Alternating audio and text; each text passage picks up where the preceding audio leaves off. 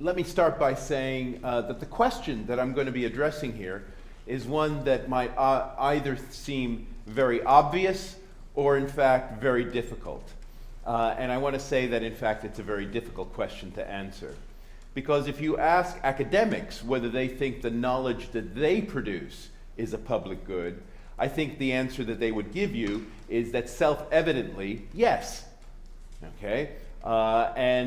This has something to do with the way in which they think about the nature of the knowledge that they produce. Namely, it's something that in principle is meant for everyone, and all you need to have is the right credentials and background knowledge, and all of a sudden, things start to get tricky. Because of course, the background knowledge that you actually need to have in order to access academic knowledge is one that typically requires that you go under academic training. And so to give you a sense of how this is a kind of complicated issue, I want you to think about what two phrases mean that are very much part of the popular culture in which we live.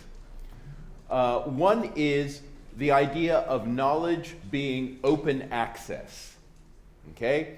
And when we talk about that in the academic world, what we usually mean is that there are journals that the university perhaps has paid a subscription to and so forth, but one of the consequences of it is that anyone can have access anywhere on the internet if they can just access it.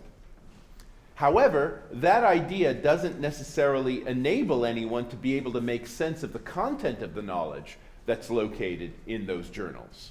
Okay? Because basically you need to be educated in exactly the same way as the people who wrote the articles who are in those journals. So in this respect, open access, in terms of providing free access, that is to say free from a purely financial standpoint, to academic knowledge, only benefits those who are already academically trained. Okay? That's open access. There's another phrase that we also use as well, and it's called open source. Okay? Open source is where you can actually intervene in the knowledge that is being produced. So we talk about open source very often in the context of computer codes and things like this, where there's a sense in which there's already a kind of body of knowledge, you might say, that is already there, but the issue here is who can actually intervene and change and contribute to it in some fashion. When we talk about knowledge being open source, we're operating on the assumption that the people who are consuming the knowledge are potential producers of the knowledge, right? There isn't this kind of asymmetry, right? And what I would like to argue in this context is that academic knowledge, normally speaking, is open access, perhaps, but not open source, okay? And in order for academic knowledge to be a public good, in the proper sense, it has to be open source just as much as it's open access, okay? And that is the proposition that I want to sort of put on the table for you to think about. Now, when we talk about something as being a public good in economics, because that's where the phrase comes from, public good. It's a phrase from economics. And the idea here is that it would actually cost more to restrict access to the good than it would to allow the good to be freely available. Okay? So it's really about the issue of the cost of access. That's kind of what the public good idea is about. So when this idea was first put forward, the point was that actually there's certain what is the goal that we're thinking about when we're talking about goods in general? Well, the idea, generally speaking, is that we're talking about something that can benefit the well-being or welfare of an entire society or group or community or market. In other words, make them more productive, to put it in the real economist terms. And there are going to be certain kinds of goods that if you restrict access to them, they actually inhibit the overall capacity of the society to be able to be productive in the way that would benefit everyone. Okay? And so there is actually something to be said for making those kinds of goods freely available. Now, academic knowledge actually doesn't have this character This is the point. It doesn't have this character in its current form.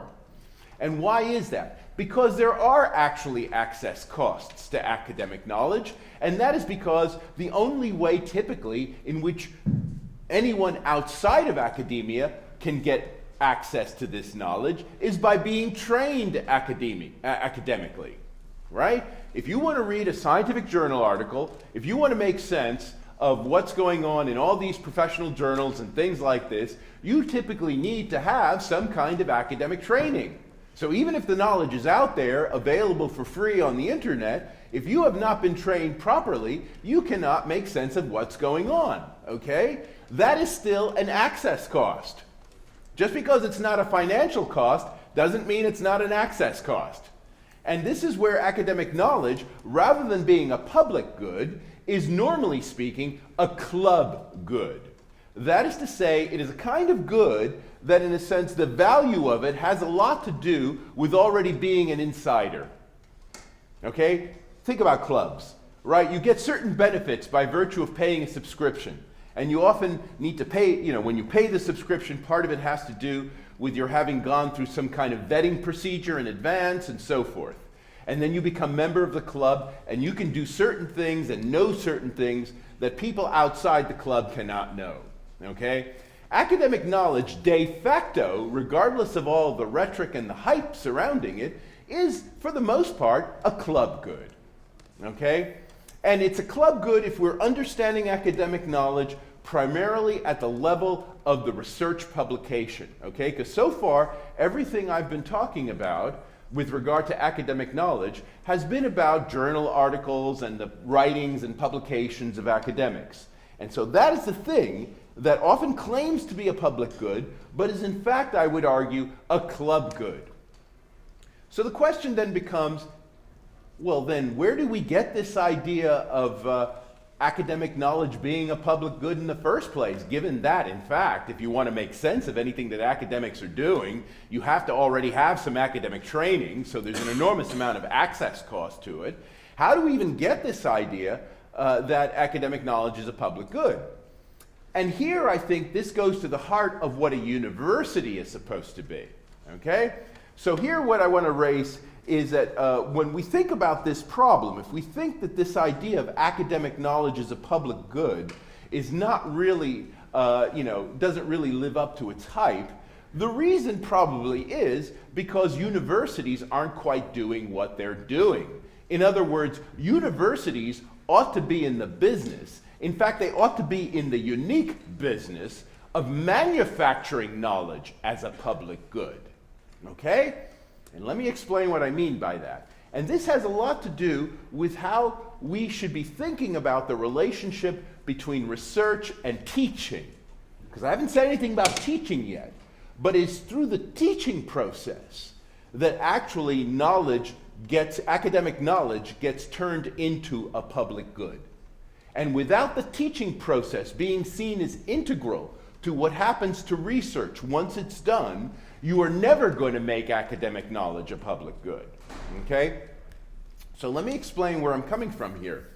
There's one level at which from which I'm coming from, and that has to do with the kind of classical definition of the university of Wilhelm von Humboldt in the beginning of the 19th century, who came up with this idea that what the university was about this kind of integration or unity or synthesis of research and teaching. And the academic, as a professional vocation, right, embodied that combination, right? And that was the unique thing about being an academic. That was the thing that academics did that nobody else did, is they did both research and teaching, right? Because we've had people doing research, for eons, and many of them didn't really have much to do with teaching, especially if we think about teaching from the standpoint of trying to bestow knowledge on people who don't already have the background and in some sense need to be introduced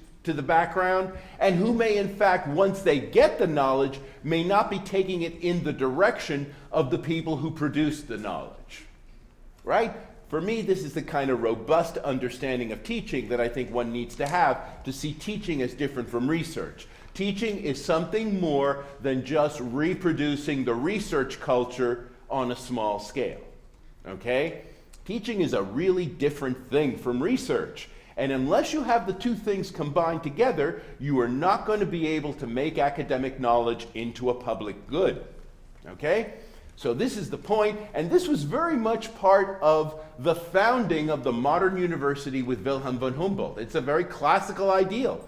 And the way I'm expressing it here is trying to bring this ideal up to date in a period where I think across the world we see the research culture going in one direction and the teaching culture going in another direction.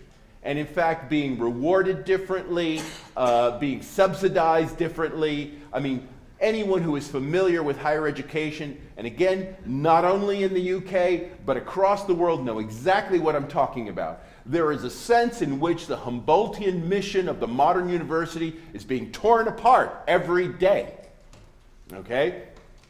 But if you allow this to be torn apart, if you allow the research and teaching functions to be torn apart, you will not have academic knowledge produced as a public good. It will be a club good. It will be the preserve of the people who are able to go through the training in the terms that the researchers think about it. There will be no obligation actually to translate or transfer that elite form of knowledge into a knowledge that a larger population can understand and do something which is exactly what is important about the idea of public. It is to remove the access costs to entry, right? Again, going back to the economist's definition of what a public good is, it is to remove the access costs to entry. And where does that happen in academia? It doesn't happen in the graduate programs where you end up getting knowledge reproduced at the elite level for purposes of primarily publishing in elite journals, but rather you get it at the teaching level and primarily at the undergraduate level. Okay? That is the way in which academic knowledge becomes part of something that can be seriously called a public good. Now, how to think about this matter in contemporary terms? I have a certain way of thinking about this, which I've been promoting now for many years. And I really think we need to think about teaching as engaged in an activity that's quite like what the great economist Joseph Schumpeter talked about as creative destruction. Okay? For those of you who know something about the history of technology and maybe the history of capitalism more generally, you will know that Schumpeter introduced this concept of creative destruction to describe the innovative character of capitalism. And the question then becomes, what is so innovative about capitalism? It isn't just about producing greater wealth, but it's kind of the way it does it. And the way it does it is by disrupting markets in a very radical way. So Schumpeter's own example was Henry Ford. Henry Ford introduces the motor car into an environment where people up to that point thought about personal transport primarily in terms of riding on horseback. And that had its own kind of market, its own kind of values attached to it, and people were dealing in that. Henry Ford basically transformed the market by reconceptualizing the fundamental values of personal transport into a new form, and a new form that made it more available to more people less expensively. That is the creative destruction of the market, okay? That is Schumpeter's primary example. Now, teaching in general can do exactly this kind of innovative function, okay? Because the idea here is that the teacher knows the esoteric knowledge, knows the restricted markets in which it plays, but then realizes, there's actually a way of presenting pretty much the same content in a way that'll enable more people to have access to it and take this knowledge in farther and farther in greater directions than would normally be the case if we just let it sit in the current markets where it normally flourishes. Okay? And so in other words, part of what teaching does, you might say, is to undermine the inherently elite standing that any kind of research knowledge has, Because look, at the end of the day, we have to admit it as academics that the first landfall, you might say, of new research, if it's going to be recognized by academics, is in elite academic journals. So it starts off being esoteric. It starts off as being the kind of knowledge as only relatively few people will know. And so then the question becomes, what does the university do about this? Does it just encourage more of the same behavior, right? Or does it in fact try to provide incentives whereby one tries, in a regular basis with the large numbers of students that academics are exposed to in the classroom to try to translate, even perhaps reduce, God forbid, vulgarize this kind of elite form of knowledge in a way that actually enables more and more people to be empowered by it. Okay? This is what I'm talking about here.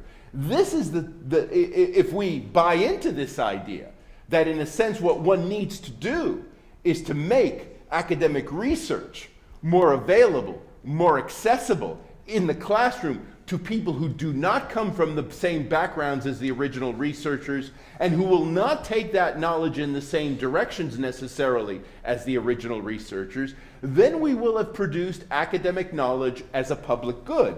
And so this, to me, becomes a contemporary argument, an argument for our own times about why we should have the unity of research and teaching in the university, and that when we are hiring academic staff, we should think about the qualifications of people who can do both in one person.